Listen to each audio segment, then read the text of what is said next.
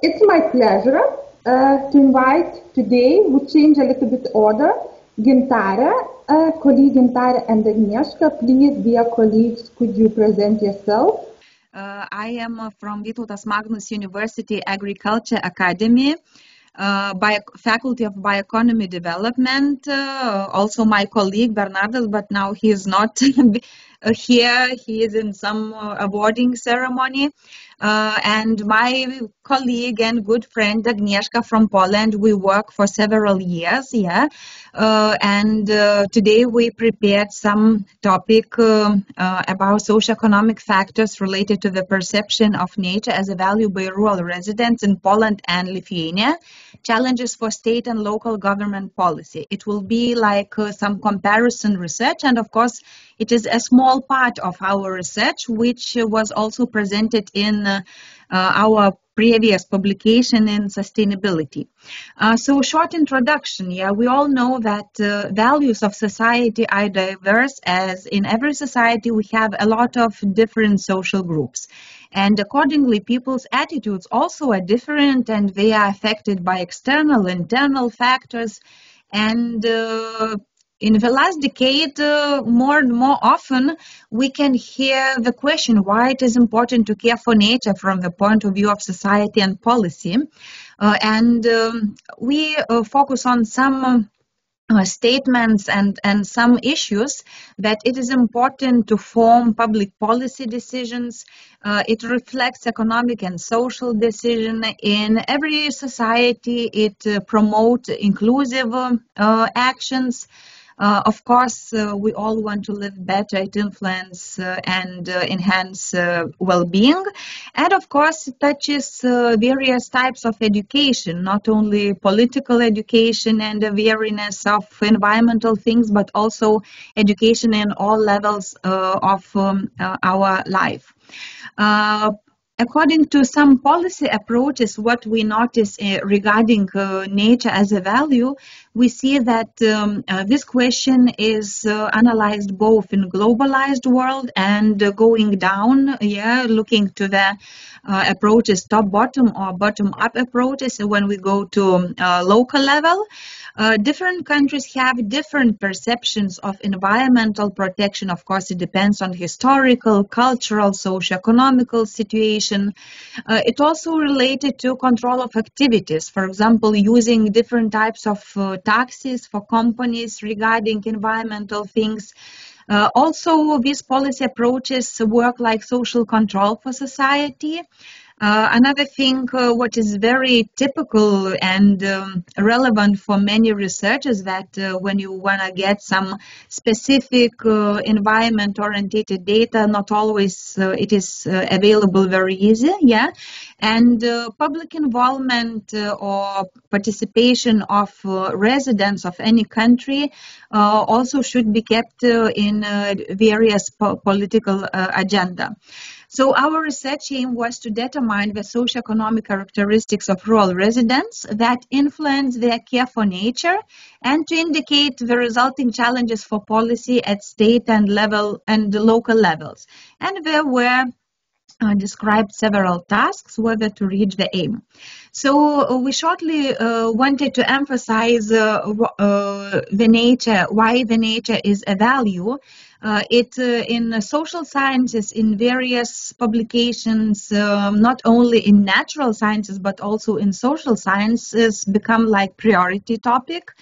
Also, what is noticed in different scientific backgrounds that perception of nature as a value changes with generational change, especially when we compare young generation with old generation, because young people, they really think about their future, what will happen, Then how people discuss nature-related issues and how they treat nature in general. And in this way, we can say that nature also becomes a value. And one more thing where we are interested and researching is living place, which also can be an important factor in nature-related population. Literature studies reveal that there are different socioeconomic and demographic characteristics which can be analyzed according to the nature as a value and how it can affect policy decisions, policy measures, policy actions.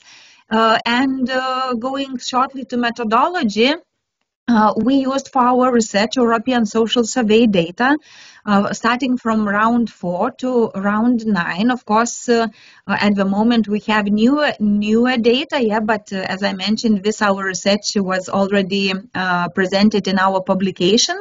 So the value of this research is that data are available for free, so everybody from social sciences can use it, download the data. So we were lucky that we can have and we can compare Lithuanian and Polish data, whether to analyze this topic. We included several variables, whether to analyze this question and to see how the situation changes comparing the data from round 9 to round 4. Main statement or question was how much each person is or is not like you. And the statement which is given in the questionnaire of European Social Survey is he or she strongly believe that people should care for nature, and another looking after the environment is important to him or her. And the results are evaluated in 6-point scale, as you see. And now I want to give the word to my colleague Agnieszka. Can you see, Agnieszka, the slides? So you can go on. Yes, and now we can go to the results. Firstly, I would like to explain, taking into account what Gintare presented some seconds before, that in order to better present the results, we assume the individual answers of respondents. And for example, when they asked that very like me and like me, it means that very high and high importance of nature as a value for them. Somewhat and little like me, it means it's medium importance of nature for respondents. And not like me and not like at all, it means low importance.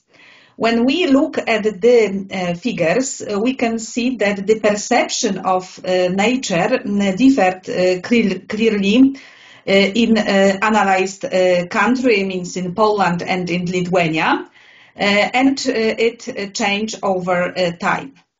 In 2018, there were no significant differences in the perception of nature as a value by inhabitants, both in rural areas and large cities. The highest percentage of respondents in Poland, regardless of the place of residence, what the answer like me, it means nature is very important, and the highest in large cities. In Lithuania, it was most often pointed out that nature is very important, both in the rural areas and in the cities. Changes in the attitudes of the inhabitants were visible with time. People concerned for nature increased, and changes in attitudes were very clearly visible in rural areas, and you can see where in 2008 nature was very important to only 7.7% of inhabitants, while in 2018 it was already 30%. Going to the regional differences, how the nature is perceived by inhabitants, we can see also difference taking into account the regions. Here you can see only answers related to rural areas. In Poland, a relatively high level of care for the nature environment was found among rural residents in all regions, both in 2008 and 2018. It is green color. little concern for nature may result from the industrial nature of some regions. And going to the Lithuania and regional differences, we can say that Lithuania had a lower level of concern for the natural environment than in Poland. However, in all regions in Lithuania, there were clear changes over time, with increasingly more people recognizing the concern for nature as very important or important for them. Going to the next slides, I would like to present the result about socio-economic characteristics. It's interesting that the variables describing people's attitudes towards nature as a value were different in our countries. And based on the chi-square test, it was found that in Poland, the following variables were significant. You can see this value in bold, for example, in green color. Firstly, it was in Poland age, relationship with the person you live with, length of study period, so education, the level of education, feelings about household income. On the other hand, in Lithuania, it was gender, the fact that the households had ever had children, the type of organization in which the person, the inhabitant, work, the fact if respondents work abroad, and the type of main income household.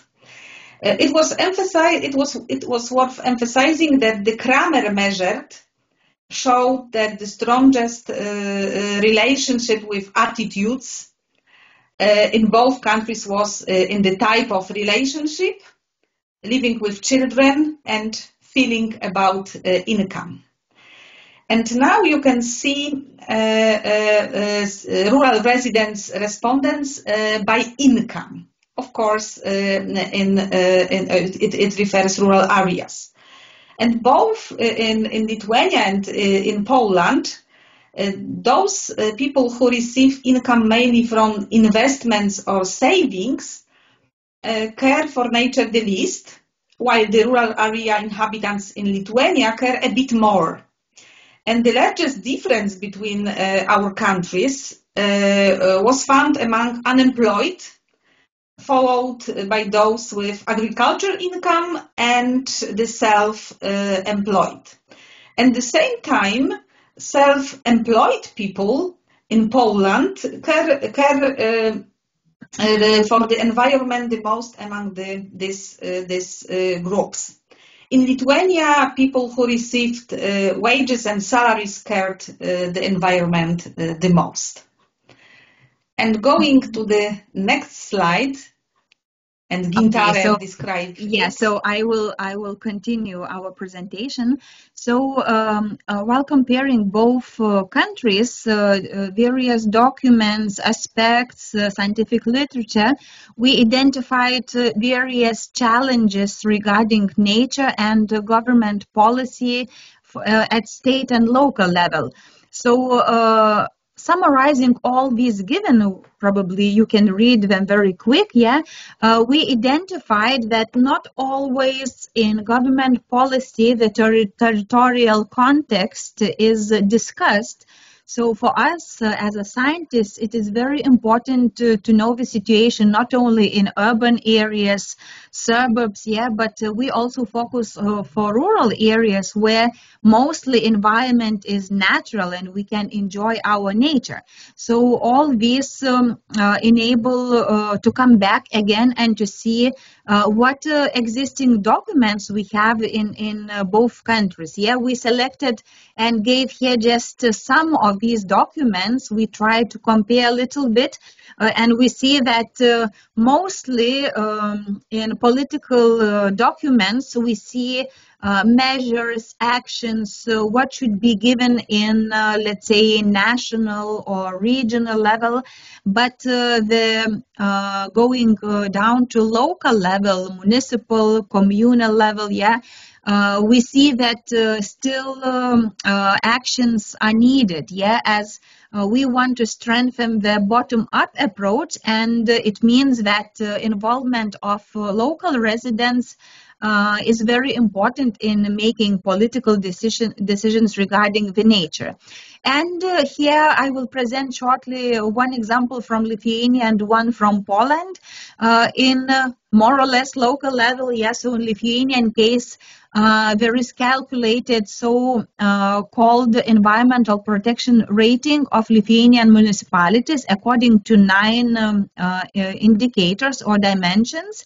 And what is noticed, that each municipality play a great role and should have a big responsibility for natural environment, for local steps how to change climate change.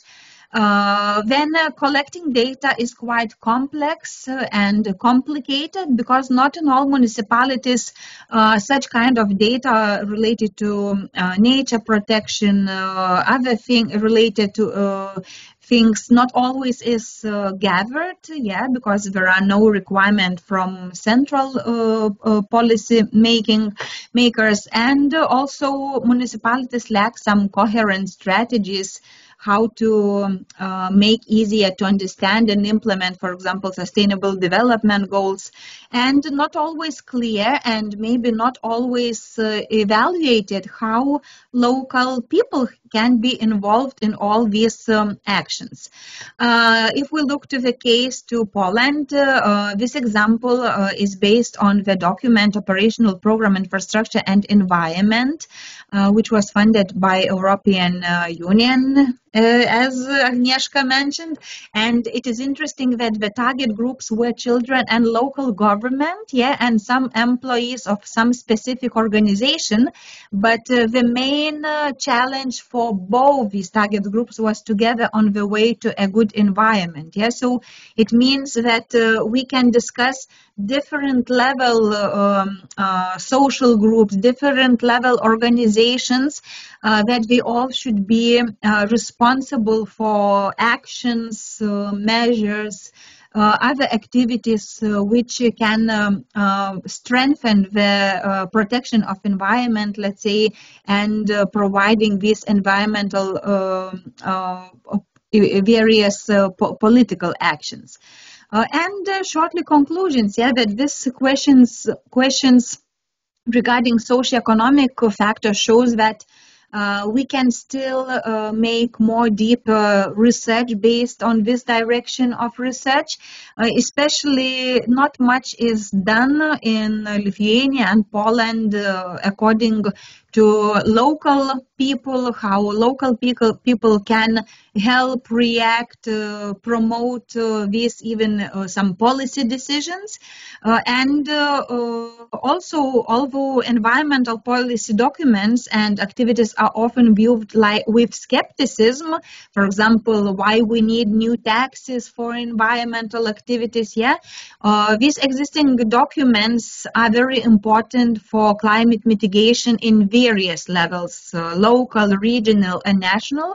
And of course, management of them especially is very important, implementing all these political things in local level. So thank you very much for listening. We took, I think, quite long time. So thank you. I would like to thank you, Agnieszka, with your colleague. As I said, or maybe we can do this way, maybe now there are some prompt questions which you would like to ask colleagues, and then we can generally discuss all topics and how they are related. Maybe some colleagues who joined would like to ask some questions to Agnieszka and Gintarė.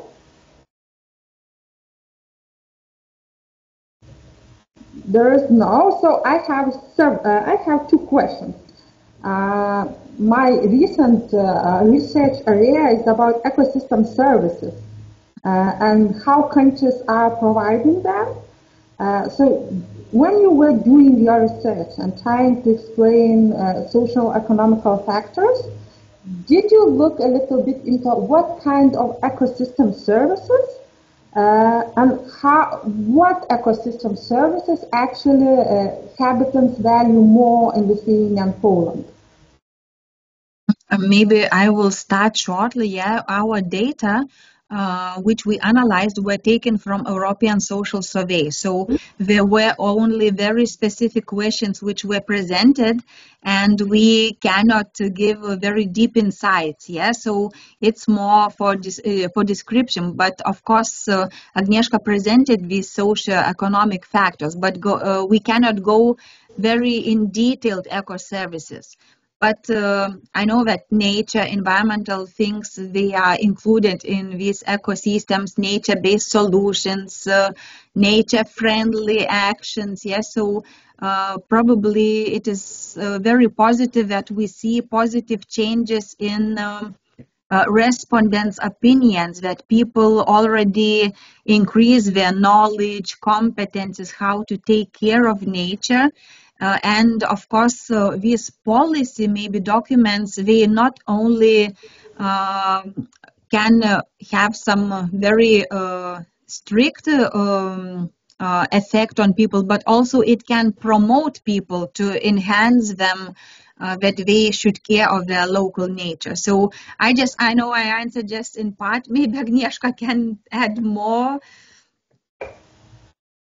I couldn't agree more with Gintare's answers, because we, as Gintare mentioned, we analyze the literature and we try to find this both socio and economic factors in our database, and it's only describing the person who was the respondents.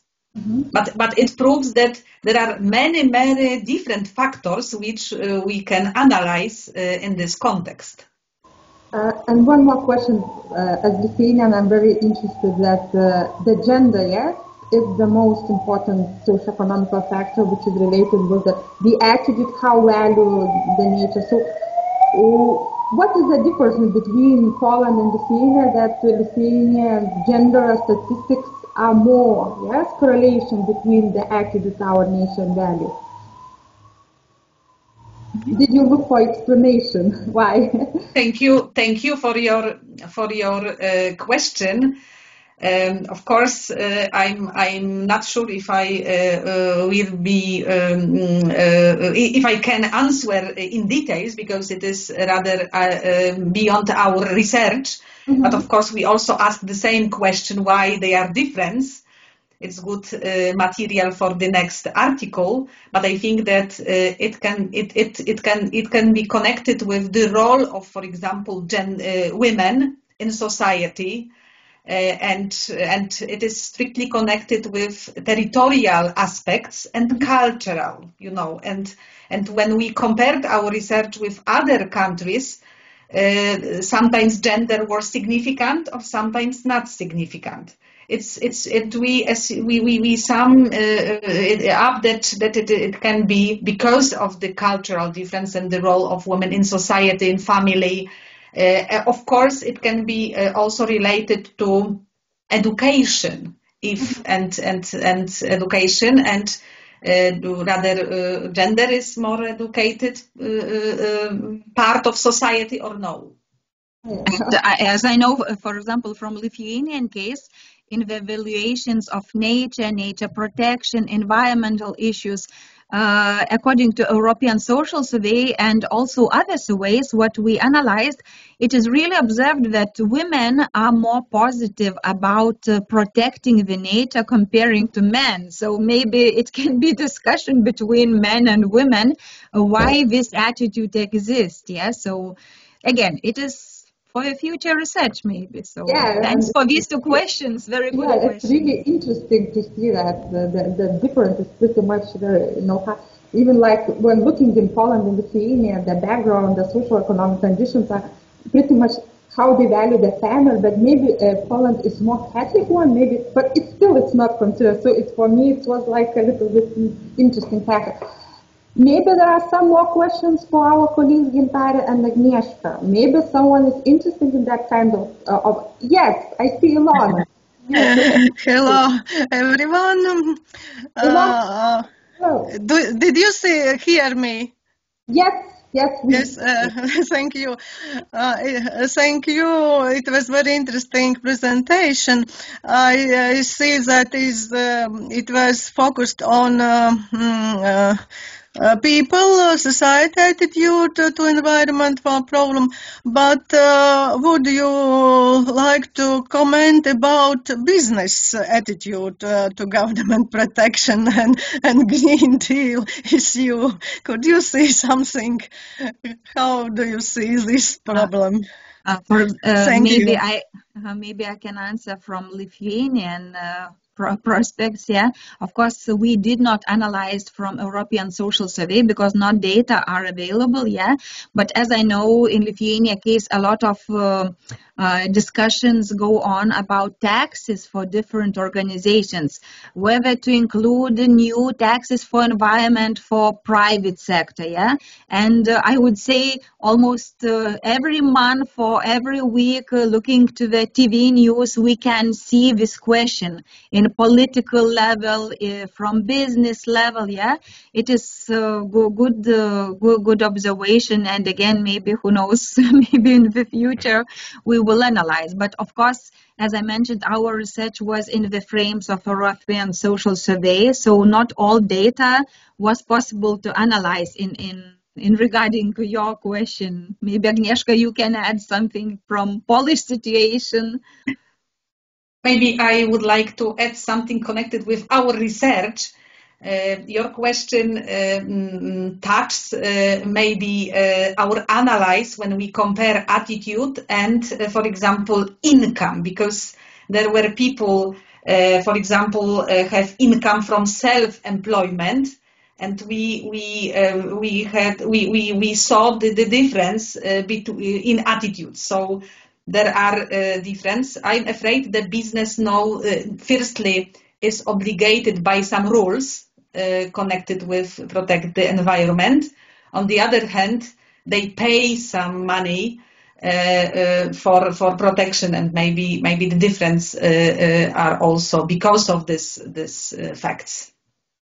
Again, thank you, our dear colleague Gintare and Agnieszka. We now will move to the next presentation. I would like to ask our dear colleague from Latvia. My name is Ilona Beizītere, and first of all, I would like to express my gratitude for Professor Baiba Rīvža for conducting this research. And this item is state support of entrepreneurs under the regulation of the Green Deal in Latvia. Implementation of the Green Deal goals is the basic for strategic development plans in many countries. However, each member state creates its own way for implementing this common Green Deal principles in the national economy. The topicality based on that the achievement of the Green Deal goals in Latvia creates additional challenges for economic policymakers, taking into account a slow progress in Latvian economy development. In practice, there is insufficient understanding among entrepreneurs about the goals of the Green Deals and about the sectors in which the green transformation should be carried out. On the other hand, rural entrepreneurs play a crucial role in agricultural sector as they contribute to the overall development and economic growth of Latvia. I would like to emphasize that they operate not only directly in agriculture or animal husbandry, but also in other areas, including renewable energy sectors, food processing, and tourism, of course. And the European Commission recognizes the importance of these companies and offers various measures to support their growth and sustainability. Here you can see the picture based on Latvian statistics. In the first picture, you can see distribution of companies according to the EU definition. Microenterprises in the green columns, that means the companies with employees less than 9 number. The focus of this study is on microenterprises. That's why it is based on the fact that the Latvians then make up approximately 93% of all entrepreneurs in the market sector. They provide a significant contribution to the national economy. And in the previous years, an alarming trends of decrease in the number of microenterprises was observed. The situation has improved in 2022. In addition, the majority of companies operating in the fields related to agriculture are microenterprises. And that is why the aim of our study is to investigate whether the regulation of the Green Deal in Latvia favorably determines the support of companies and especially microenterprises. Tasks of this study is to identify the Green Deal norms that include business regulation as well support, investigates what requirements of Green Deals for companies are included in regulation documents in Latvia, identify shortcomings of the mentioned regulation and prepare regulation for further improvement. And that is why methodology, in short, analyzes scientific literature and available research results, of course, analyze European policy planning documents and Latvian planning documents. Here you can see some main theoretical findings. Looking at the implementation of bioeconomy and the Green Deal, some authors draw attention to the fact that achieving zero pollution is still a challenge. Other points out that the regulation contains declarative rather than specific support conditions. The authors in Latvia draw attention to the fact that the climate policy measures in the Baltic states are not sufficient to achieve reduction goals, and they include a contradiction with achieving the goals of Green Deal. In terms of circularity and bioeconomy, some authors point to the importance of small business in various areas related to food production and waste processing. Therefore, targeted and coordinating financial tools are needed to support companies. Here you can see some results from Eurobarometer surveys among Latvian companies in 2022. And this survey shows that the most companies need financial support. And, of course, assistance and consulting service would be very useful too. The next picture shows the results of our survey. The results were distributed among university students of the business programs among future entrepreneurs. as you can see, the responses of what kind would Latvian enterprises to transform their operation according to the Green Deal confirms the previous study. And as you can see, most of all needed financial support, investment, subsidies, grants, and of course technical support, consultation, advice is needed too, and friendly practice demonstration needed too. Here is a general review of policy planning documents. In Latvia, strategic plans reflect the goals of the Green Deal. Documents include several directions of support, which are both direct and indirect, applicable to business support. However, they don't provide specific measures and tools to support companies. Decisions on specific support forms and tools are at the discretion of the government. And this table shows support measures based on government regulation available in practice. There is three main types of support different companies.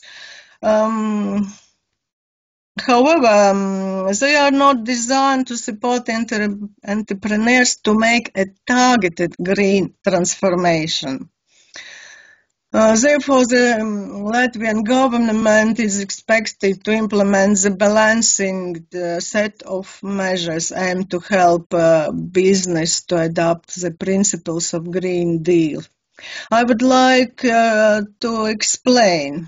For example, digitalization is currently the topic, one of the main topic in Latvia. Unfortunately, the topic of Green Deal is not developed. For example, the financial institution Altum offers loans for digitalization to companies.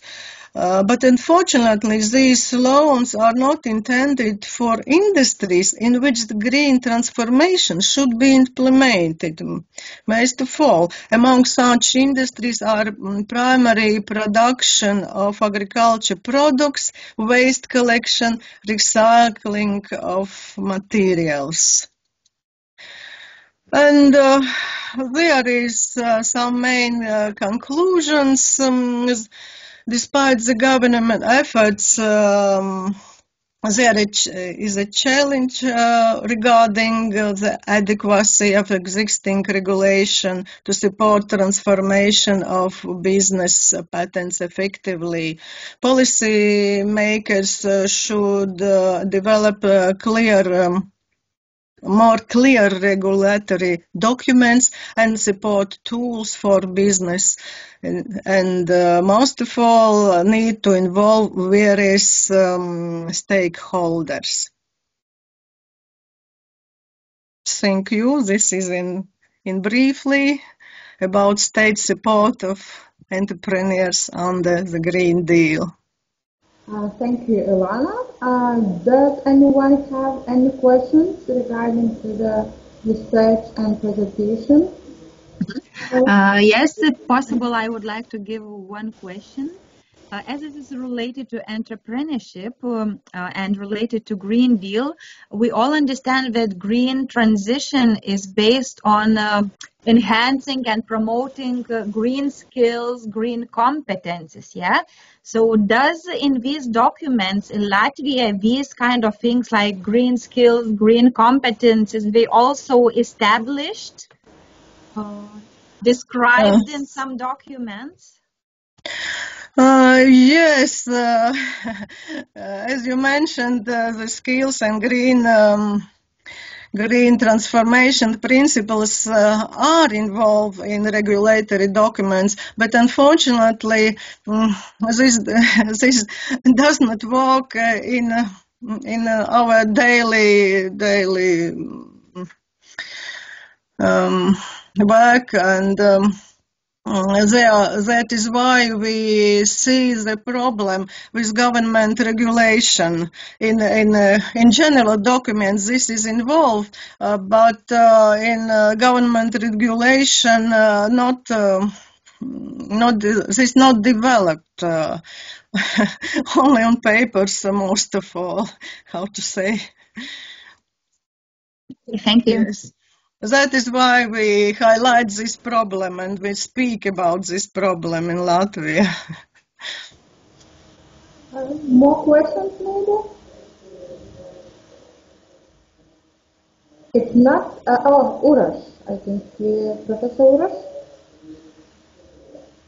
Yes, I'm sorry to be already bothering the process, but there is one very interesting slide in your presentation. If I may request some additional insight into it, because on the slides 8 and 9, you show that your research, as well as broader perspective, shows that small and medium enterprises are actually on the first, with a huge majority, on the first place requesting more financial support. So how you would explain that subjects which belong to economic production field are requesting for themselves financial support, because they should be the financial backbone of the society? If you might have additional insight into this. Thank you. From the company's perspectives, I guess there is a discrepancy in attitude to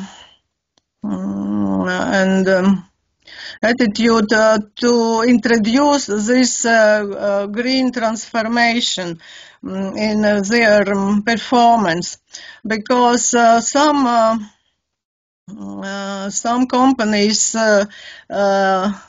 see that the production would be decreased, and that is why they need and ask for financial incentives to support maybe losses, maybe to introduce some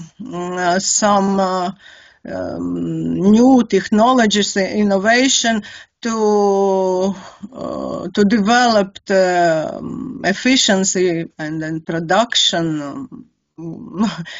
I saw in there some surveys these problems. These different views. One want to promote and say that is a very good thing, but some the Green Deal principles see as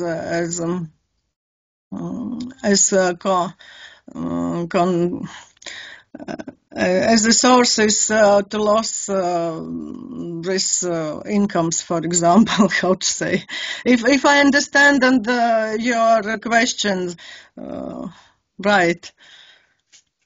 Of course, there is. Thank you very much. Thank you very much. There is need to more deeply investigate this problem, and this is further study to make a survey among older companies to investigate this issue more deeply and see which exactly support need to them. Thank you. Thank you, Ilana. If there is no any more additional questions, or we can leave it for later discussion if we will have more time. Now we would like to switch on more organizational culture things and to invite our colleague from Ukraine, Oleksandr. Do we have you here? Yes? Yes. The floor is yours. Yes, greeting for academic community. Okay, my name is Oleksandr Lavruk. I am Vice Rector from Scientific and Pedagogical Work, Education and Rehabilitation Institute of Higher Education, Kamianets-Podilskyi State Institute. Let me introduce you to the scientific research conducted with my colleague Marian Tripak, Rector of the Kamianets-Podilskyi State Institute, on a problematic topic: formation and development of organization culture of public service and local self-government bodies. The results of any public service are related to its organization culture, which can be a significant incentive to achieve the goals of the organization, or conversely a big obstacle. Organization culture being one of the main characteristics of modern organization, in most cases affect the development of strategy. The definition of goals and means to achieve them, the choice of progress criteria, and evaluate of performance. Almost all over the world, public service bodies are dealing with a number of organization problems that can be solved by improving the management culture, not only the level of the organization, but also at the level of society. However, the methodical approaches used by national public services to address this key public policy issues differ significantly, especially under marginal law. Taking into account the daily existence for the organization culture of the team, it's important to identify the level of its manageability and the ability to help achieve the desired results. At the same time, the importance of the goals of public administration, especially in war conditions, requires the organization culture of public service be manageable. Science is mostly not formed and does not change under the onslaught of force. These are a fairly long transformation process, supported by painstaking daily work with the staff. It should be noted that the organization culture of the body can be managed only through the culture awareness of personal management services, leaders and management. In order to form a strong organization culture, it is advisable to develop all its elements, in particular work to support values, high quality communication, leadership, motivation, staff development, and many other things. In today's difficult conditions of war and national unity policy, public services have taken a course to strengthen their organization culture, that in the future there should be a transform to the level of really strong and indestructible organization culture. Employees of public authorities ensure the activities of their organization culture on a daily basis and conveys into others, and thus popularizes national patriotism and the unite of society. They take into account the values that affect the function of the services, the development of the country, and the well-being of citizens. Organization culture research provides and explain of what is happening in the organization and why, and allow you to see which process need to change. Now it's necessary to understand the quality of leadership in public authority, understand individual and collective behaviors, counteract stereotypes that limit opportunities, work with growth, diversity, and change in mind. Understand the reasons of the impact of the organization image and reputation, as well as how previously implement changes in the organization have adapted. Moreover, organization culture can be the main source of resistance to change, and therefore, without its deep research, it's impossible to understand and provide professional training and development, and implement the necessary civil service reforms. Organization culture management means a situation where a manager should be creative and innovative leaders, having ideological means to construct the culture of the organization, not only in the institution of civil society, but also in power. Taking into account the importance of this process, a sociological research was conducted in various collectivities or public services. The purpose of which was to research the state opinion and views of civil servants regarding the main organization problems that they face in the civil service. The survey involved 148 civil servants of various categories of position, ages around 25 years old and older.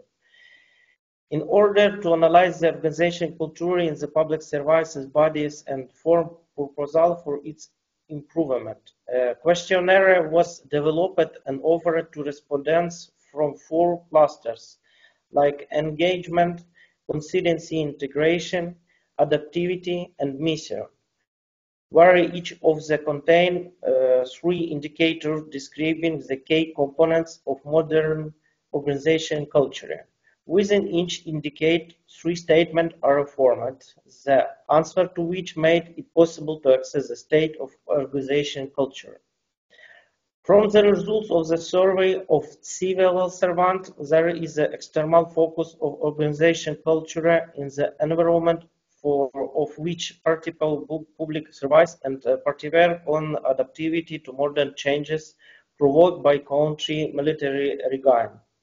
As for the results of the survey of employees of local self-government bodies, the direction of organization culture focused on flexibility not only to external but also to internal changes, which is explained by the functional orientation of local self-government. There is also a better focus of organization culture on consistency and integration compared to civil service employees. As conclusions, we believe that organization culture is an effective factor of resistance to changes that necessarily accompany the reform process, and therefore without its consideration and research, it is almost impossible to provide professional training and development, implement the necessary reform of the civil service, which are a separated science and whole art, therefore analyze planning and support for the development of a favorable organization culture of public service bodies. And local self-government will always be primary one of the main tasks of heads of bodies, heads of structural division and personal management service. Thank you for your attention. Any questions? Thank you, Oleksandr. Is anyone who would like to ask some questions regarding the presentation? I have one question related with, did you and your team have a possibility to research as well what type of leadership does informants which were included in the research are preferring? Is it classical leadership or any kind of other types, or you didn't include this type in your research? Thanks for question. Their leadership is in the organization culture is most important because from high level of management to moving to low level management is too important to coordinate organization culture on the building all management in public service by the task. It's too important to build correct team building, and that's all. So it's more based on direct leadership, yes? Yes, yes. Mm-hmm. And what about other types like transformative leadership? Because you mentioned that one of the main skills which now is necessary in the public administration or public services is adaptability. So did you look about leadership and adaptability connections? Can you repeat questions? Yes, because more and more now leadership researchers are focusing on about adaptive leadership. So one of the main skills which are required now from the civil service is to be able to be adaptive. So, and your main conclusion was that still public servants, they prefer direct, yes, leadership. So is any like relationship between adaptability and other types of leadership which public servants could adapt in their organizations in order to promote the culture of the organization? About adaptive leadership to another levels of the management in the organization. Yes, you do. Mm-hmm. Yes, it's first problem for this process is the in work condition in our country. It's very not stable completion of personnel, because low pay for work is produced to out some personnel from public services and search more payable work. And in this case, the problem of public services is in public services coming more younger peoples with not with staff, and its leadership was not cannot to be built leadership by all levels of the personnel. So just accumulated more leadership personnel on the high level, and it's this case it's not so good, and it's need to diversify to low levels management. So it's problem in our country. The National Agency of Public Service work with this, try to optimize the methodical to pay for the public services workers, but it does, for now it's problem with which does not reach to finished. Okay, thank you, Oleksandr. Is there any more questions regarding the presentation of the research? If not, we now will switch to other two topics which are connected about sovereignty. So, Uroš, Professor Uroš, is it possible for you to start already? Hello to everybody. I'm sorry once again for my delay. Regarding the paper, it's obviously a bit off topic, I would say, because the rest of the papers, as I was following, were mainly considering the questions of administrative or socio-economic aspects of development of the governance. I'm going with my topic a bit more towards the political, philosophical aspects of it, or base of it, which is actually the question of sovereignty. So when we are thinking in which context, and this is also the reason why I said the question to first colleague that I was listening to about financial incentives of for the small and medium enterprises, has actually connected what kind of role the state has, and the explanation which I will give is completely valid, and it answered the question, but it shows as well in a way that state or suprastate structures, let's call them, are somehow not managing to set the frame for proper economic activity, which we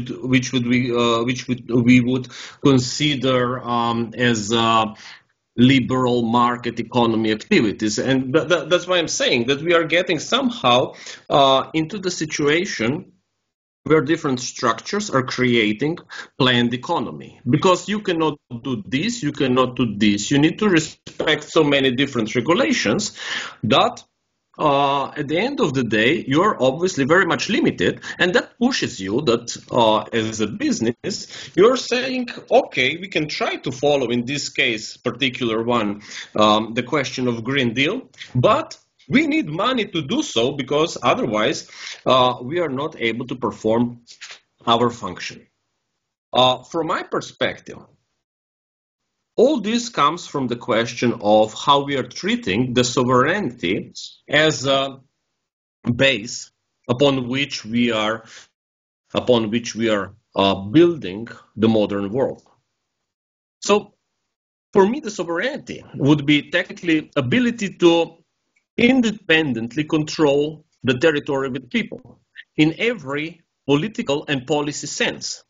This would mean that also all the decisions that the government which is given the sovereignty over certain territory, so that all the decisions are taken independently as much as it goes from external influence. Obviously, we are living in the globalized, interconnected world where we cannot react or act absolutely just one way. Yeah? So very personal, my freedom ends where your freedom starts and vice versa. But when we start to take the decisions which are suggested by others and not thinking about our national interests, obviously our sovereignty is slowly diminishing. As I mentioned before, today's world is the world of complex international relations and its consequence of virtual shrinking of the world. So, let's say 200 years ago, or maybe even 150 years ago, we are able to talk about a world as a space which still has empty territories upon which nobody sets the actual claim. Today we have a fully occupied world where there is always, in many cases, multiple points of political, economic, and other interests which are not belonging to the state as a political, economic, and administrative structure, and nation which actually lives there. Typical case, which we are able to follow since motorization time, or after the Second World War, a bit more exactly, it's Middle East. Because of the economic interests represented in oil, this territory, it's not only controlled by the nations and states residing in the geographical area, but is of huge importance also for the countries which are of thousands of kilometers away and are trying to influence, on one hand, their political situation, and at the same time, they are defining their political situation. I'm not going into the details about, for instance, Iraq and Saddam Hussein and how it was instrumental to certain other countries in the past, and when he stopped being instrumental and decided to be a leader, obviously the political situation changed a lot. This political density of the world obviously contests the sovereignty of the nations and states on a daily basis. Sovereignty, in this sense, is not granted and is always disputed by different interests. In order to maintain, it is required for the sovereignty actually to be in the constant struggle, in the constant reconfirmation that sovereignty of certain state and certain nation still exists, or that it has actually right to exist. Struggle in this sense is obviously political, military, economic, and societal. Because if the nation living in a certain territory gives up on their rightful request to maintain the sovereignty, this nation will historically cease to exist. It will be either erased from the earth, or it will be slowly incorporated, assimilated in some other nation, in some other culture. And we know, we can see it in modern times, for instance, in the migration crisis, as we call it, from 2015, how important for the European Union was not just the question how to deal and manage the migration flows as such, but how important was also the question of integration of newcomers.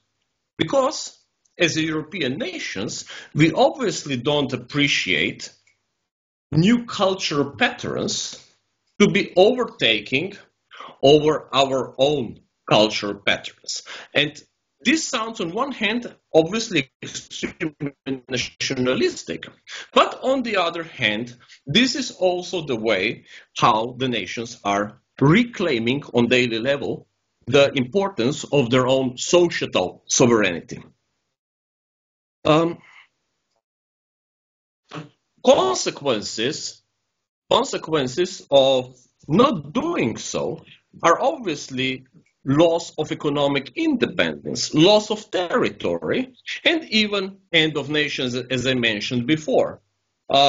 We can see, obviously, different struggles, but one which is historically going on already for almost 80 years is the question of relations between the Palestine, which was prior to this, obviously, British colony or British protectorate, and Israel as a registered state, which is trying to reclaim certain territories. Going into this debate, obviously,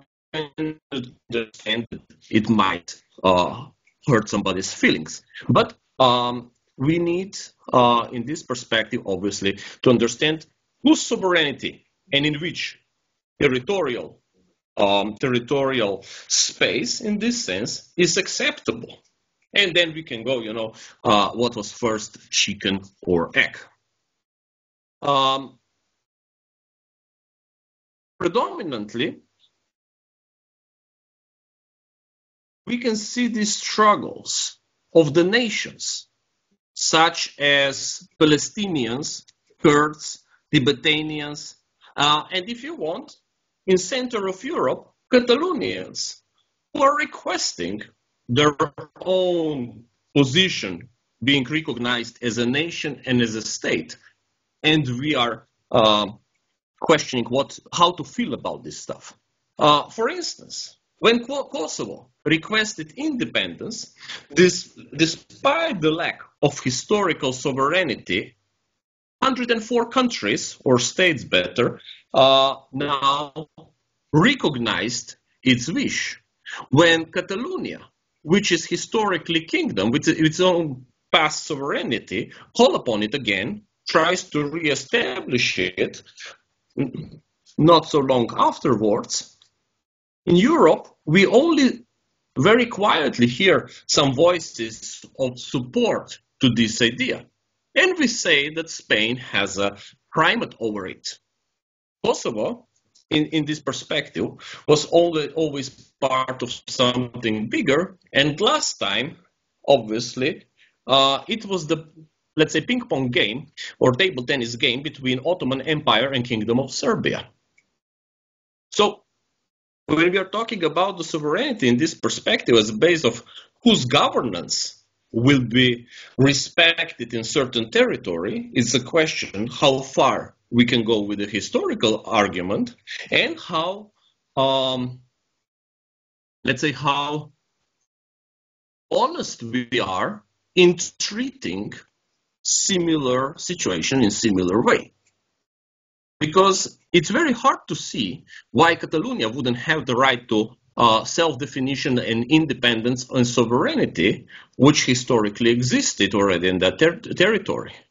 And on the other hand, why Kosovo was granted pretty much easily the statehood, which as a nation, they partially even abandoned it afterwards, because obviously when Kosovo became kind of independent, one of the first things that you can see on the demographic level is exodus of population for better economic opportunities. You were just granted the statehood. You were just granted your own sovereignty, if you want.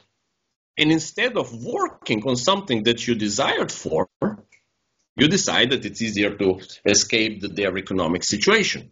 Not the previous one was that much better or anything like this, don't get me wrong. But what I'm trying to say is that when nations stop to fight for the sovereignty, different interests, international interests, will step inside. And Kosovo, it's obviously product of leverage in the territory of Balkans. This type of leverage is not permitted in the center of the European Union. That's why the sound of support to politically prosecuted Catalonian leaders is so silent. So from this perspective, there is also the second part of the title of my presentation, which is Between War and Slavery.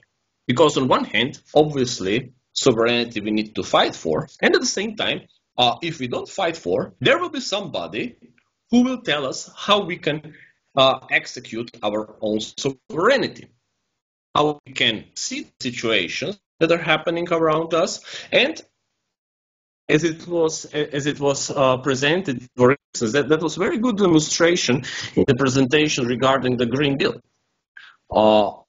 With the colleague, we have completely different fields of interest. We have completely different logical explaining things, but it's very instrumental to me to see how we are accepting European rules as something that needs to be implemented and that it's positive.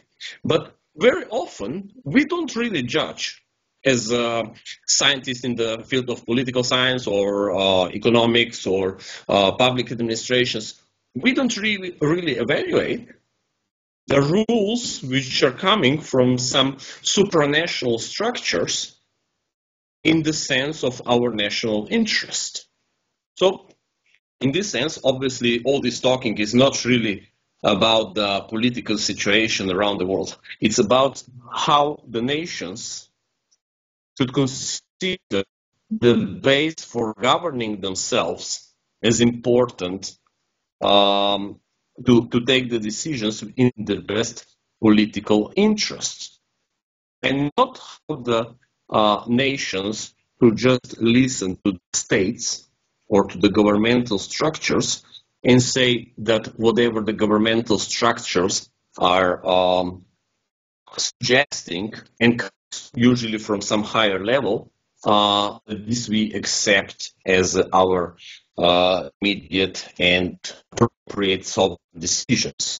So, in conclusion, obviously, on one hand, sovereignty is becoming more and more just a fancy to determine the relations between the countries, between the nations.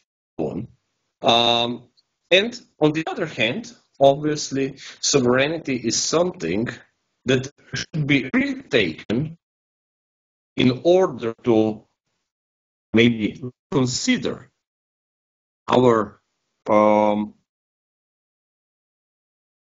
best interests should be reconsidered and should be given to the only holder principle of the sovereignty, peoples, nations.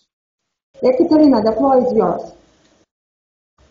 Okay, so I'm hello for everybody, and I'm sorry for my camera, which is sometimes turned off also because of internet connection. Back to the there is opinion of scientists when you are doing research about some topic, one, you include other types of cells. And because of this, I will start behind my topic. All our life, we are changing. Our bodies have new cells and throwing out old ones. World around us changes well. Every day comes new technology, which we know that sometimes goes already out of control. And we have this news, I don't know, not every month, but last one was 5 months ago, what I saw. According to the logic of system, everything is aimed at minimal energy consumption. Whether house or order is energetically favorable depends on the consistent elements. Everything is striving to move away, and in general, the number of instabilities in the universe is steadily falling. Mathematically speaking, house and order are not ends of the same stick. They are points on the same circle. The growth of chaos leads to the emergence of order and vice versa, so other way around. People are part of the system. We need to classify everything and come up with rules that everyone can understand from how we are going to come to stability. So we even classify animals, which actually shouldn't be classified, but for us, for our stability, for our calmness, we are doing it. If there is no such rules, then everyone interprets the situation independently and in a way that is more beneficial to him. Lower acts on the side of that pays him, and if the other side pays more, then there will be arguments in her favor too. Here many questions arise. Is it necessary to come up with these rules at all, and is it possible to make them objective? Or does a system that is in relative order need to leave space for a chaos, and is it possible to control this chaos? We all know historical figure Napoleon Bonaparte. His civil code was developed and adopted at the beginning of the 19th century, and it's valid with changes and additions to this day. The purpose of drawing up this code was to replace the chaotic and disparate array of sources of civil law in force in France, which included both legal customs and various regulations. Consisted of 3 books before. Now this code consists of 5 books. There is good example that system came from house toward order, and from the side is good and very useful, but from other side with this code he obscures the nation process of changing system. Laws written in the code are more difficult to adjust and change. The code is like a built dam on a river. The only difference being that dam is most often controlled, but in the case of code it is not. The purpose of international law is support of peace and stability in the world, to organize chaos into understandable system, to establish order.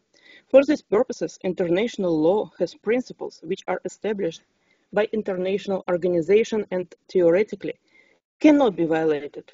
I will deal with principle of the inviolability of state borders, the principle of territorial integrity of states, the principle equality and self-determination of people, and also with principle of non-interference in matters within the internal. In the world, there are lots of situations when nation on a certain territory wants to become independent state or wants to be part of other country.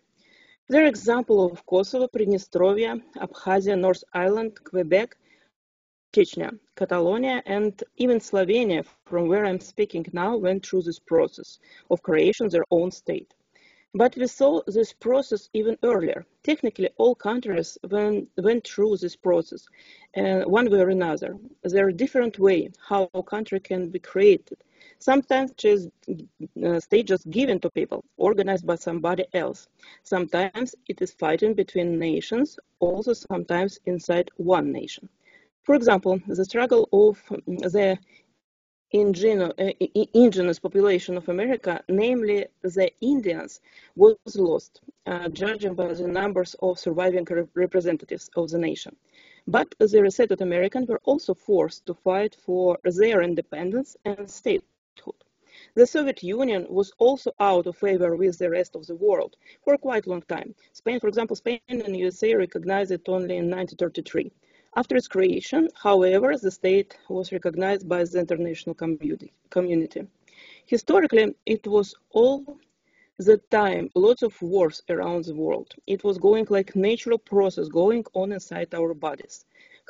Countries were getting bigger, smaller, they were disappearing, they were started to be part of new and old countries. And now, in the 21st century, we want to organize all processes, we want to live without any kind of war and reduced amount of conflicts. We came to the point that part of the country, which previously was part of one or another country, but not independent, never got independence and getting support from USA and EU. This is Kosovo. Kosovo was all the time part of one or other country, how my previous colleague already said. It was never separated state, and also Serbians were living there first, if we go into historical point of view. And when Catalonia wants to be separated from Spain, there was only limited support to independence of Catalonia. And Catalonia was previously independent kingdom, and in fact, because of two marriages, Catalonia created Spain around itself, in fact. And now almost all countries against Catalonia will be independent state. There's no any rules under which nation can create its own state. The existence of principles of international law doesn't provide us with any concrete means of doing this. There are no criteria for what an ingenious people is and when they can be considered ingenious. This absence of criteria giving to the other countries opportunities to support and implement their political interest and to bring their decision according to this. For example, Cyprus is never recognized by Turkey. Power of Serbian, and in our case of Kosovo, power of Serbian country needed to be reduced from perspective of Western world. And we have slowly recognized Kosovo like result of the political interest. Giving Catalonia opportunity to be a state, not an interest of EU. If EU would let it happen, it would bring a loss of issues. We came to the point where absence of creator is creating where absence of criteria is creating this type of situation. But if we imagine for one moment we have tools which is needed for creating state for nation or for including nation to other state. We were sitting long enough next to a big table, we went through all issues and found solutions which were okay for everybody. So we found this criteria. What will happen then? Corruption, bribery, and propaganda inevitably begin. Big countries will respect their economic interest and shall not give ingenious nation the right to use the tools that we have created for them. And perhaps there will be countries that will try this and allow the ingenious nation to do what do they want. With propaganda with other countries that did not allow this, we will most likely plunge into even more chaos. Everything will get even worse, and this criteria cannot be created. Every situation should go from itself, and also existence of political interest in this type of situation is pushing system to move and to change. As I said earlier, order and chaos are just part of one circle, and they will change one another. Without organizing this process according to our order, we are creating more peaceful situation than if we would try to put everything in order. System should go forward. Relation between countries should be developing. We cannot freeze it, and we will never be fast enough to prevent all conflicts in the world. Every nation has its own history. Small Slovenia won against Yugoslavia in the war for independence. They just changed all the signs on the roads. The enemy army was poorly versed in the territory of Slovenia, with its huge partisan history, won and earned its independence. Also Yugoslavia, of the lack of interest to Slovenia, was maybe not so much interested in this territory. According to history, willingness to struggle is criteria which gives nation opportunity to be an independent country. New wave of psychologists now explaining to us we are responsible for our life choices. If we want to be happy, we need to be happy. And person also needs to go through lots of inside struggles to start to be happy. Nation historically in our world also needs to go through all this, and maybe only this is the right way. Catalonian people were scared when police came to the street. They did not show they will stay for their decision on the referendum. They lost and did not struggle, and it was not in the political interest of almost anybody, so it's still part of Spain.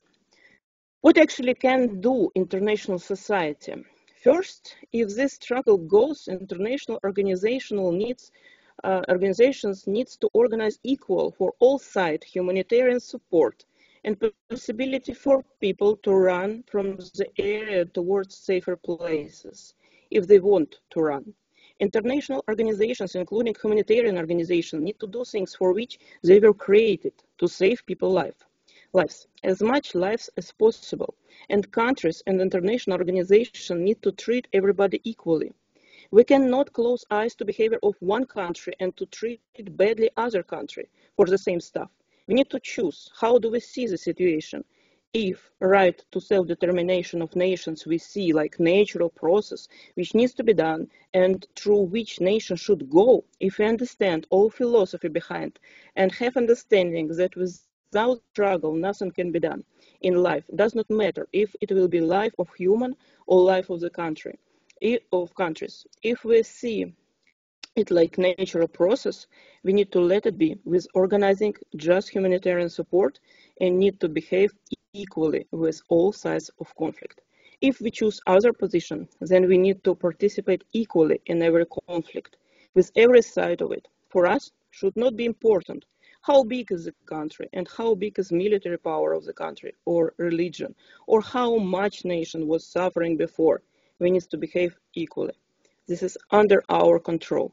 System in her developing cannot be frozen and stop. Thank you very much. This is the end. Thank you, Ekaterina. If Ekaterina would mind, we can now make discussion together with Uroš because your topic is very similar and we already have very fruitful discussion in our comment section. So, Professor... Yeah, okay, of course, no problem. It's okay. Professor Young, would you like to comment something? Because I saw very philosophical and nice discussion about sovereignty, freedom, and do we have still a right to implement practical understanding of the freedom and sovereignty of the countries and what we should do now with our political situation. Would you like to comment something, Professor Young? Thank you very much. I'm sorry that I disappeared in between. And yes, as you were able to see in the chat with Professor Lee, we had already very vivid discussion, and I'm happy to get the comments from him because he pointed out actually very nice thing about how I can interpret it for myself about coexistence of different type of he named it as stateness, or I understand it as different types of models of political living, and it's very interesting subject.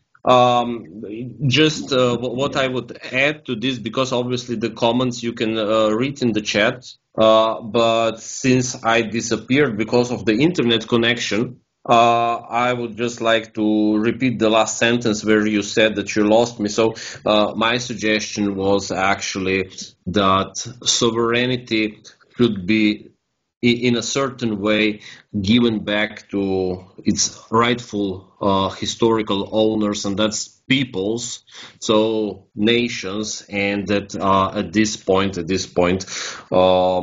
we will be able to reconsider the paths that are going this way, as Professor Lee also mentioned in his comments, that yes,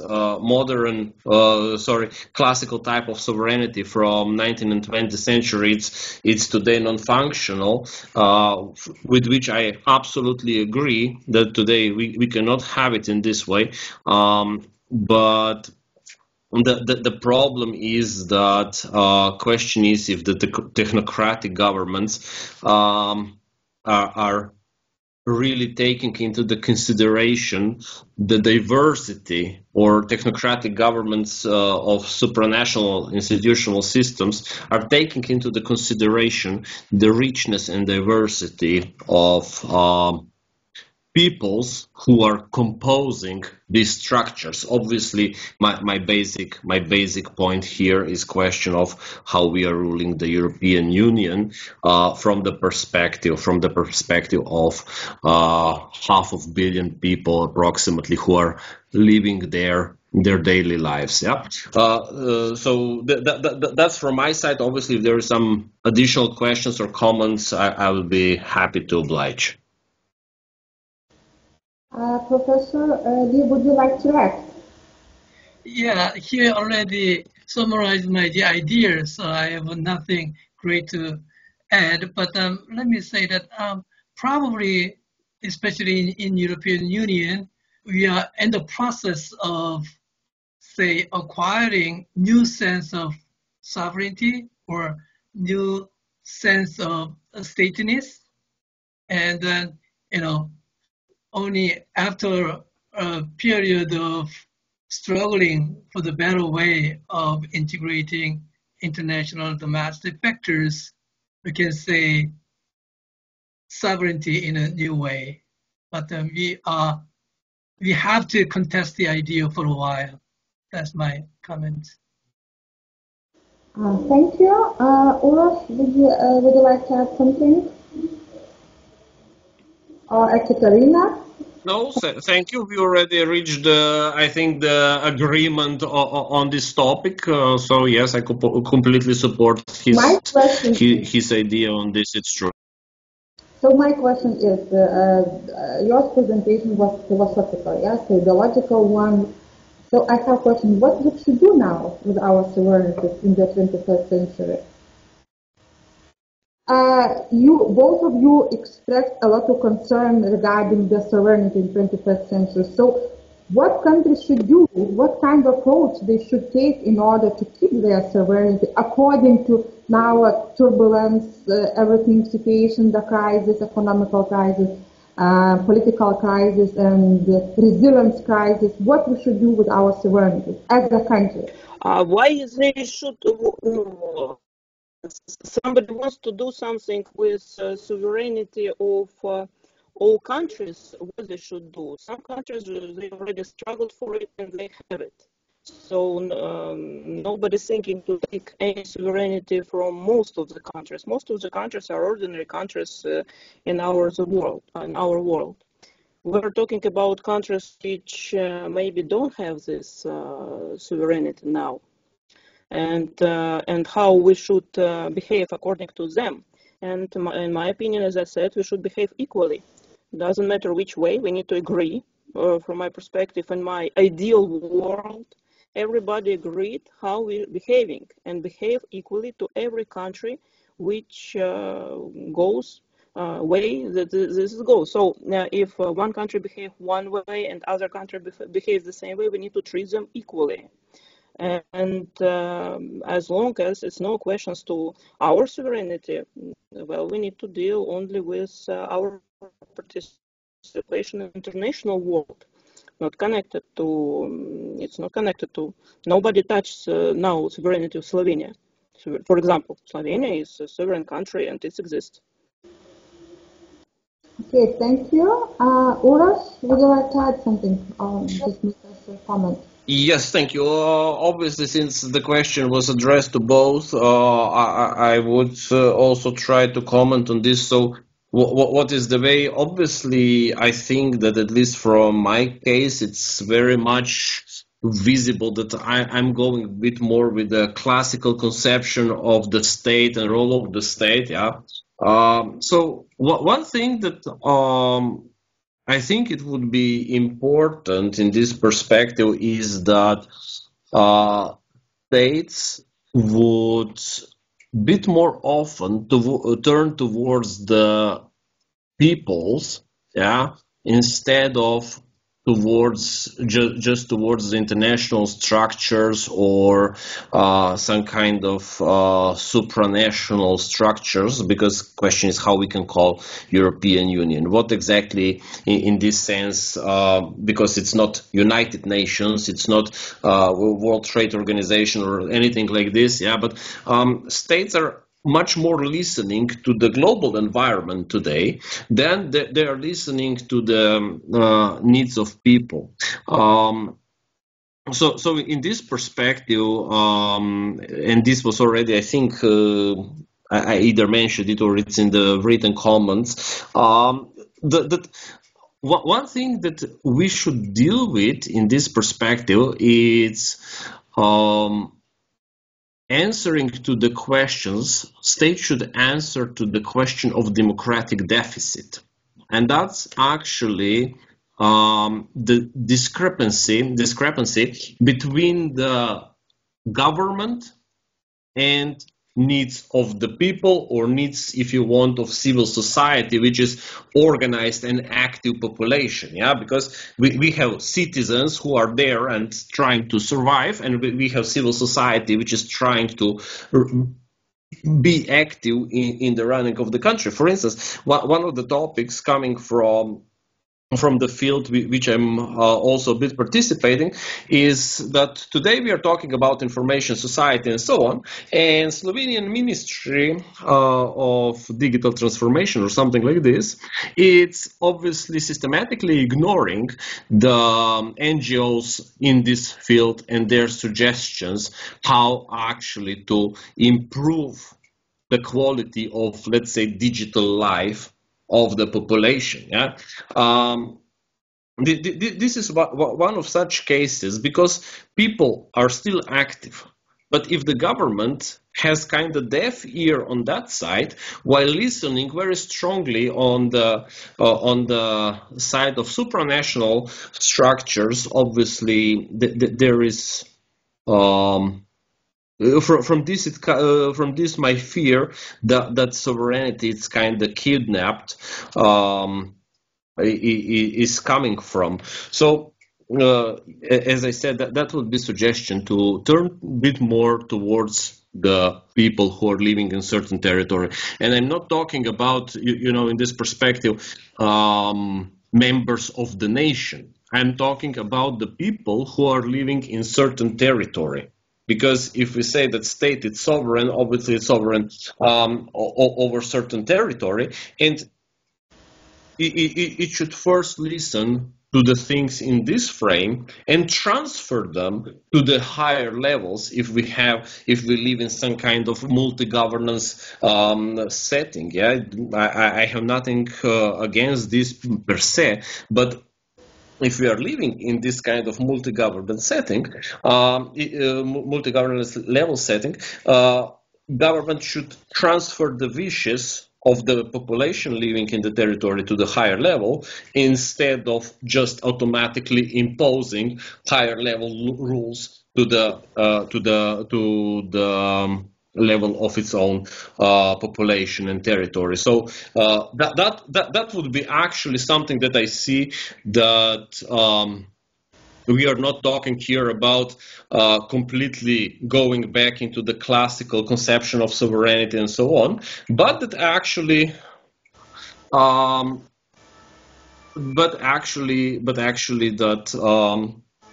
this would help. Here I got the comment in between in chat from Professor Lee: if sovereignty is abducted or people are hijacked. It's very to the point to my feelings. So if I respond with one word, yes, I feel this way, but we both know that probably the whole situation is a bit more complex, yeah. But yes, this is the point. I have a feeling that governments forgot about the people, and the people are requested to do what they are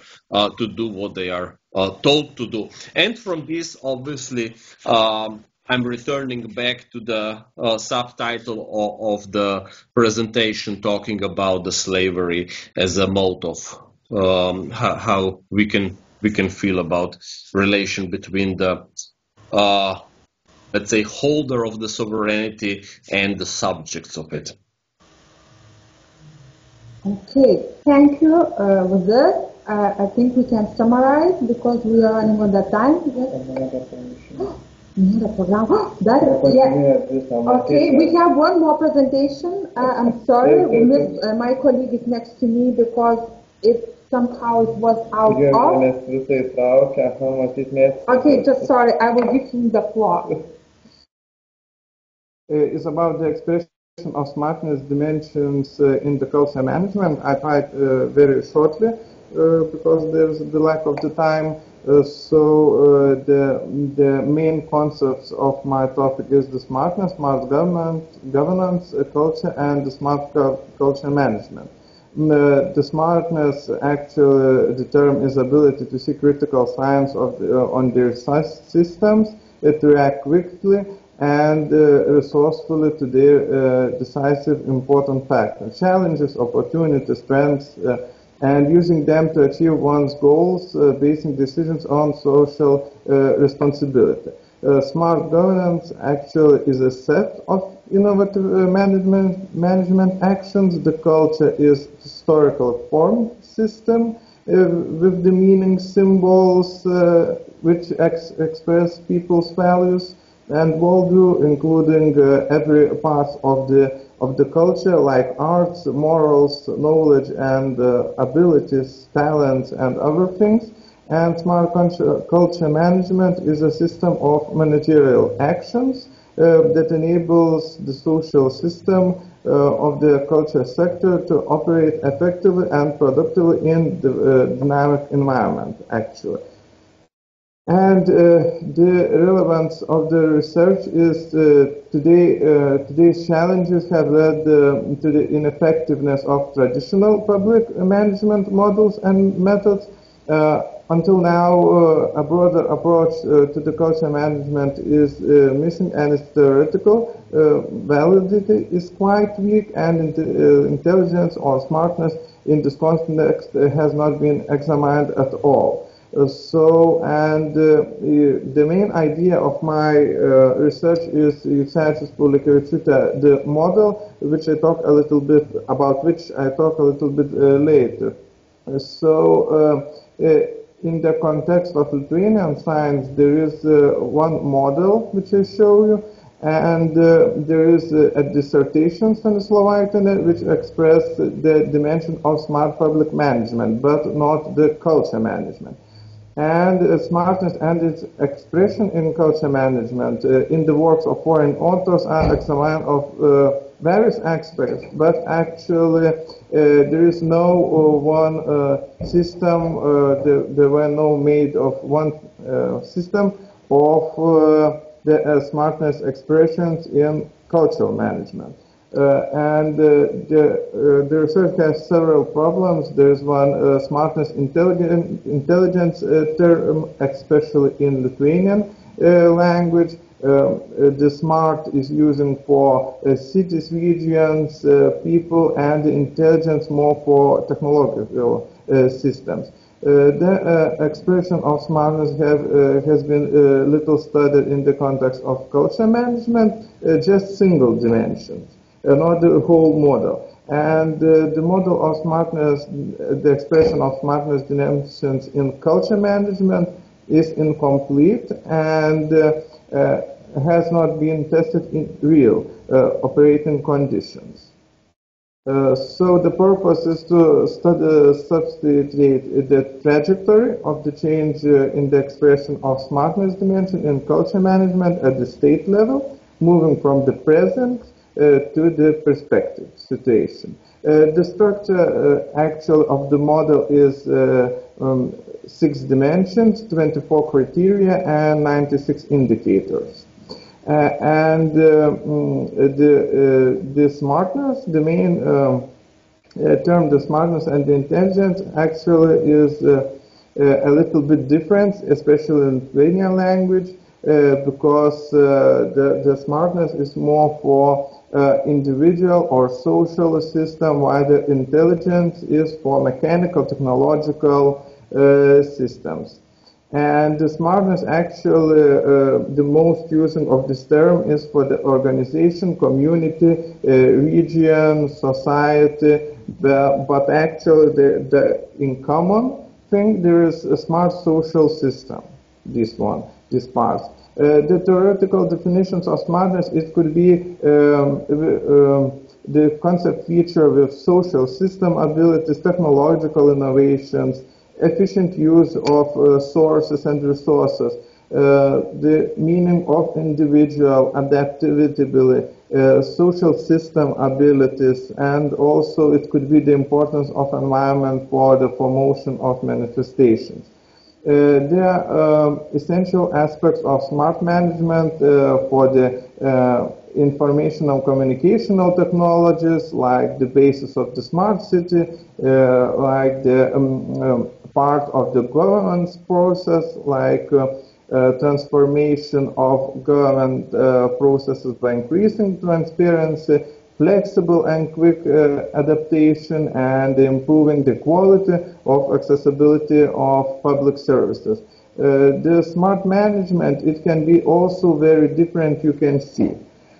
And the interaction of governance models with management, you can see there are traditional public administration model, the new public administration, the new public management, and the smart public management. Actually, the main three topics, the politics, organization, and environment, and these differences through these government models. The quality of smartness actually have many smaller qualities, the part, for example, digitalization, networking, learning, innovativeness, and so on. And actually, the comparison of characteristics of smart public management system and the qualities of smart social system, you can see they are quite similar. For example, networking, learning, knowing based on knowledge. So the qualities are quite integral part of from the public management to the qualities of the smart social system. Culture management have several topics. For example, some of them are based as a profession, another as emphasized on management based on leadership or reflecting or implementing cultural policy, and so on. And the main model on which I'm working is actually the smart decision, the smart dimensions actually on management. So there are 6 main dimensions. There are strategicness, creative development, insightful harmonization of interests in culture sector, empowerment of cultural sectoral parties, the harmony of intellectual and technological capital, and the culture of shared value creation. There is the abduction scheme of induction and deduction. Actually, I just show very shortly, and the idea of my work is to commit deduction and induction methods for research, and also the scheme of systematic adjustment to make actually analytics and the case, for example, and the theory, empirics, how to say the problematics, to see different. Cooperation model to using quadruple helix for the qualitative research, and this is, I'm sorry, this is in Lithuanian, but you can see the idea of the model. So, and as I said, my goal is actually to make these dimensions indicator systems, and actually to use them for the making the actually the trajectory from the present to the perspective situation. Thank you for your attention. It was the last our presentation today. Do you have any questions regarding smart city and smart city integration into culture? Yes, it was about culture. If not, we are running out of time. So the last chance, somebody, if something left not unsaid, if something feels that they want some comments or insights which they would like to share, maybe some suggestions for working group topics for the next conference, because this is an annual conference, and somehow I felt that our fruitful discussion about sovereignty, and would like maybe next time to think about separate working group from political science point of view for more public policy. I think it would little bit more connected with the same topics, and it would be more discussion, yes, inside. So today we covered actually several topics, just not related with socio-economical conditions or some factors. We were talking about green fields and changes toward nature value and some social characteristics about what actually now people are prepare in Lithuania and Poland. As well, we covered some topics about leadership in public administration and about smart cities, and of course the last topics, which I thought gave quite a lot to think about us, about sovereignty in 21st century and different attributes. It was my pleasure to moderate here today. I just forgot to present myself. I'm Associate Professor Joniškienė. I'm working at Vilnius University Ekaterina. So please go ahead if you have something to add. If not, I can leave. Yes, please. Professor Vaiva, please. Yeah, I want to say many thanks, of course, Jurgita, for your very hard job. Manage us and take care about the time and all things. I think the conference is excellent, and it's actually each year we are waiting the Šiaulių Academy conference, colleagues together now also with Vilnius, and it's nice that you also more and more are involved in this. And many years I'm going to take part in the Šiauliai in the plenary section, but actually this year I was busy with the master students, and I can't change because all colleagues also are busy with other duties. And now I'm very happy that my doctoral student Ilona took also participate there, and we can do the presentation, and really I'm very, very happy, and I for sure I will take part also next year. Yes, of course, I think that there are maybe the reasons to think a little bit how to put emphasis on the sections now last year, but of course it also depends on the people who will take part next year, and then maybe this political part it could be a little bit outside if there are many participants, but from other side it's also good that it's linked together with economics, because it's really very strongly linked together. Yes. I think that I listen with a great interest also the presentations, and I'm very happy that also colleagues from Warsaw Life Science University are taking part, as Agnieszka, and we will have also a conference soon at Trenčin in 18th of October, and maybe we can send Jurgita you also this invitation. Yes. Online conference, and Agnieszka is the main the boss, chief from the Life Science Universities in Warsaw. You see, we are taught together here, Baltic Sea countries, Warsaw and Vilnius and Šiauliai and Jelgava, and that's excellent, and also other colleagues. Okay, thank you once again. I just want kind of to remind that the main purpose of presenting, yes, and participating in the national conference is presenting your research area. Yes? So if you find something which you'd like to collaborate, Vita, please send via the emails which you got the program that you like some presentations. You felt that you can share, yes, some research areas are overlapping. So we really, this is our purpose, yes? We have some excellent networks which actually could be more better outcomes of our conference. Thank you once again, and I see that Marina is holding her hand, so please.